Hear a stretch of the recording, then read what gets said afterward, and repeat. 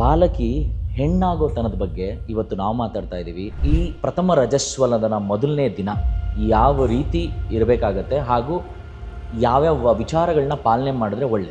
8 ವರ್ಷಕ್ಕೆ ಆಕೆಯ ಸಾಮರ್ಥ್ಯ ಬದಲಾಗ್ತಾ ಹೋಗುತ್ತೆ.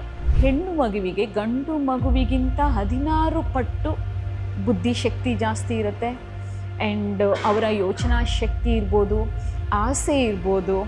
ಮೇಡಮ್ 4ನೇ ಕ್ಲಾಸ್ 5ನೇ ಕ್ಲಾಸ್ ಓದ್ತಾ ಇರೋಂಥ ಹೆಣ್ಮಕ್ಳು ಕೂಡ ಮೆಚೂರ್ಡ್ ಆಗೋಗಿದ್ದಾರೆ.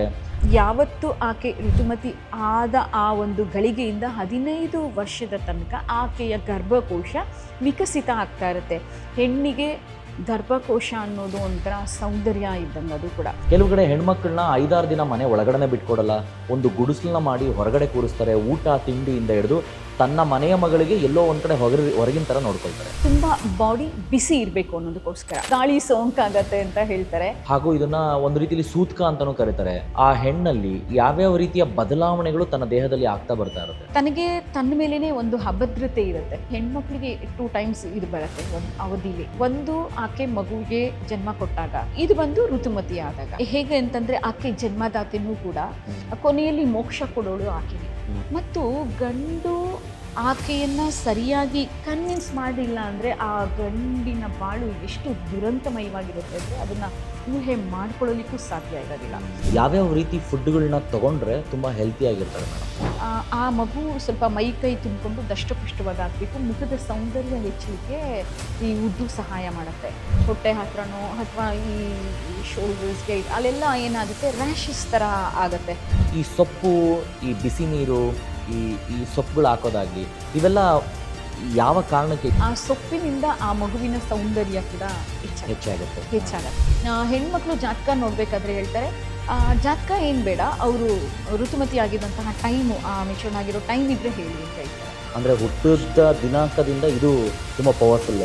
ಎಲ್ಲ ಹೆಣ್ಮಕ್ಳಿಗೂ ಎಲ್ಲ ಹೆಂಗಸಿಗೂ ಹ್ಯಾಟ್ಸ್ ಆಫ್ ಅಂತ ಹೇಳ್ತೀನಿ. ಬಿಕಾಸ್ ಒಂದು ಪುಟ್ಟ ಮಗುವಾಗಿ, ಬಾಲಕಿಯಾಗಿ, ಹುಡುಗಿಯಾಗಿ, ಅದ್ರ ಜೊತೆಯಲ್ಲಿ ಹೆಣ್ಣಾಗಿ, ಅಕ್ಕನಾಗಿ, ತಂಗಿಯಾಗಿ, ಹೆಂಡತಿಯಾಗಿ, ತಾಯಿಯಾಗಿ, ಕೊನೆಗೆ ಬಂದು ಬಳಗದಲ್ಲಿ ಉನ್ನತವಾದ ಸ್ಥಾನವನ್ನು ತಗೊಂಡು ಎಲ್ಲ ಜವಾಬ್ದಾರಿ ಹೊತ್ತಂಥ ಪ್ರತಿಯೊಬ್ಬ ಹೆಣ್ಮಕ್ಳಿಗೆ ಹ್ಯಾಟ್ಸ್ ಆಫ್.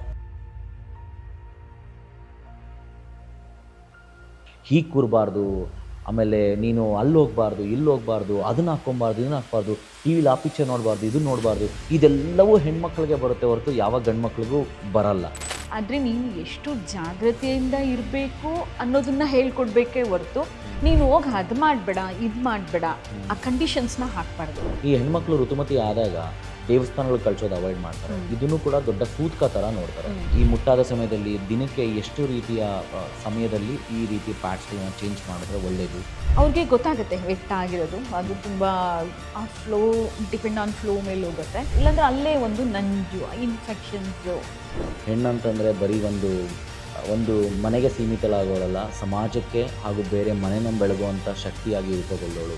ಹೆಣ್ಣಂತಂದರೆ ಶಕ್ತಿ, ಸಹನೆ, ಸೌಂದರ್ಯ, ತಾಳ್ಮೆ, ಹಾಗೂ ಹೆಣ್ಣಂತಂದರೆ ಒಂದು ರೀತಿಯಲ್ಲಿ ಕೋಪ, ಮತ್ತು ಹೆಣ್ಣಂತಂದರೆ ಒಂದು ರೀತಿಯ ಜನಗಳಿಗೆ ಎಲ್ಲೋ ಒಂದು ಕಡೆ ಹೆಣ್ಮಕ್ಳು ಆಗಿದ ತಕ್ಷಣ ಏನಪ್ಪ ಹಿಂಗಾಗೋಯ್ತು ಅಂತ ಹೇಳ್ತಾರೆ. ತಂದೆ ತಾಯಿಗಳ ಪಾತ್ರ ಇಲ್ಲಿ ಹೇಗೆ ಬರುತ್ತೆ? ಯಾವ ರೀತಿ ಅವೇರ್ನೆಸ್ನ ಕೊಡ್ಬೋದು ಅಂತ ನಿಮ್ಗನ್ಸುತ್ತೆ? ಅಂದರೆ ಆ ಹೆಣ್ಮಕ್ಳಿಗೆ ಆಗುವ ಬದಲಾವಣೆಗೆ ಎದುರಬಾರ್ದು.